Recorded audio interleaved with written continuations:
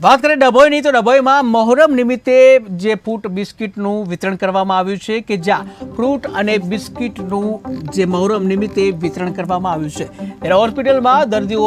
દર્દીઓને આ ફ્રૂટ અને બિસ્કિટનું વિતરણ કરવામાં આવ્યું છે ત્યારે શહીદોની સ્મૃતિમાં શોકના તહેવારની ઉજવણી કરવામાં આવી છે ત્યારે લોકોનું સ્વાસ્થ્ય જળવાઈ રહે તે માટે ફ્રૂટ અને બિસ્કિટનું વિતરણ કરવામાં આવ્યું છે ત્યારે દૂધ ફ્રૂટ બિસ્કિટનું વિતરણ કરવામાં આવ્યું છે કે જે આજે તાજિયા મોહરમ છે અને તેને લઈને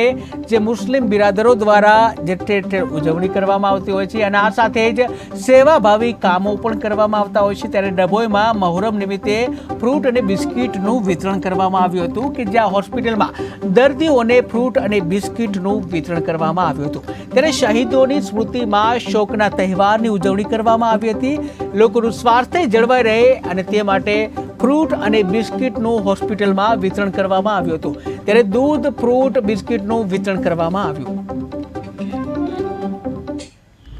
તરફથી